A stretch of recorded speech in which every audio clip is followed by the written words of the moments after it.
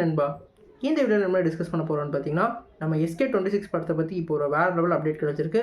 அந்த அப்டேட்டை இந்த வீடியோவில் டீட்டெயிலாக டிஸ்கஸ் பண்ணுவோம். அதுக்கு முன்னாடி நீங்கள் இந்த சேனலுக்கு புதுசாக இருந்தால் இந்த சேனல் சப்ஸ்கிரைப் பண்ணி பெல் ஐக்கனோட கிளிக் பண்ணி வச்சுக்கோங்க. வாங்க நம்ம வீடியோக்குள்ளே போகலாம். நம்ம SK26ஓட ஃபர்ஸ்ட் லுக் வந்து நாளைக்கு வந்து லான்ச் பண்ண போகிறதா இப்போ ராஜ்கமல் என்டர்டைன்மெண்ட் வந்து சொல்லியிருக்காங்க. இந்த படத்தோட ப்ரொடியூசர் வந்து நம்ம RKFA தான் ப்ரொடியூசர் பண்ணுறாங்க. இந்த படத்தில் வந்து நம்மளோட சிவகார்த்திகேயன் அவர்கள் லீட் ரோலில் வந்து ப்ளே பண்ண போகிறதாகவும் ஒன் மோர் டைம்னு சொல்லிட்டு மென்ஷன் பண்ணி இப்போ அந்த அனௌன்ஸ்மெண்ட்டை கொடுத்துருக்காங்க. இந்த படம் வந்து த காட் ஆஃப் வார், அதாவது நம்மளோட முருகரோட ஒரு மையமாக வச்சு எடுக்கப்பட்ட ஒரு ஹிஸ்டாரிக்கல் மூவியாக இருக்க போகிறதா சொல்லியிருக்காங்க. இந்த படத்துக்கு வந்து ஒரு பெரிய பொருட்செலவில் ஒரு வேறு லெவல் படமாக வந்து இந்த படம் இருக்க போகிறதா சொல்லியிருக்காங்க. எப்படி வந்து டாலிவுட்டில் வந்து ஒரு படம் வந்திருந்ததோ அந்த மாதிரி இந்த படம் திருவிக்ரமோட பேசிக்காக ஒரு படமாக இருக்க போகுது. முருகரை வந்து மையமாக வச்சு நிறைய அற்புதமான ஒரு கதைக்களத்தை ஹிஸ்டாரிக்கல் ஜானராக கொண்டு வர போகிறாங்க. இதுக்கான அனௌன்ஸ்மெண்ட் போஸ்டர் லான்ச் பண்ணியிருந்தாங்க. இந்த அனௌன்ஸ்மெண்ட் போஸ்டரில் வந்து கையில் வேலோட சிவகார்த்திகேயன் வந்து உட்காந்துருக்க மாதிரியும் அவரோட பேக் ஃப்ரேமை வந்து காமிக்கிற மாதிரியும் இருந்தது. நாளைக்கு இந்த படத்தோட ஃபர்ஸ்ட் லுக் 5/6 வந்து லான்ச் பண்ண போகிறதாகவும் மென்ஷன் பண்ணியிருக்காங்க. நம்மளோட சிவகார்த்திகேயனை பொறுத்த வரைக்கும் அவரோட ஸ்கிரிப்ட் வெர்ஷன் வேறு லெவலில் இருந்தது. குறிப்பாக இப்போ லாஸ்ட்டாக எடுத்த அந்த எல்லா படமுமே வந்து அவரோட எக்ஸ்பெரிமெண்ட்டான ஒரு மூமெண்ட்டாக தெரிஞ்சது.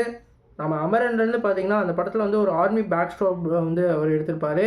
அதுக்கப்புறம் அப்படியே கட் பண்ணால் மதராஸில் வந்து ஒரு ஹீரோவுக்கான ஒரு வேறு லெவலில் அந்த படத்தை வந்து கொடுத்துருப்பாங்க. அதுக்கப்புறம் வந்து இப்போ லாஸ்ட்டாக வந்து அந்த பராசக்தி வந்து அந்த கண்டென்ட் ஓரியன்டாக அந்த ஹிந்தி திணிப்பை வந்து எதிர்க்க ஒரு பர்சனாக வந்து நடிச்சிருப்பாங்க. இப்போ இந்த படத்தில் வந்து ஒரு வேறு லெவல் கதாபாத்திரமாக ஹிஸ்டாரிக்கல் ட்ரெண்டாக ஒரு பேன் வேர்ல்டு படமாக வந்து எடுக்கிறதுக்கு வந்து பிளான் பண்ணியிருக்கிறதா தெரியுது. அவரோட படம் வந்து இந்த படம் கிளிக் ஆச்சுன்னா அவருக்கு வந்து ஒரு பேன் இந்தியா அளவில் ஒரு அட்டென்ஷன் கிடைக்க வந்து வாய்ப்பு இருக்குது. ஏற்கனவே வந்து நம்ம கோலிவுட் தரப்புலேருந்து 2 பிக் ஸ்டார்ஸ் வந்து வெளியே போயிட்டாங்க. குறிப்பாக சொல்லணுன்னா நம்ம தளபதி வந்து பாலிடிக்ஸுக்கு போயிட்டாங்க. நம்ம AK அவர்கள் வந்து ரேஸ்னால் நிறைய படங்கள் நடிக்கலை.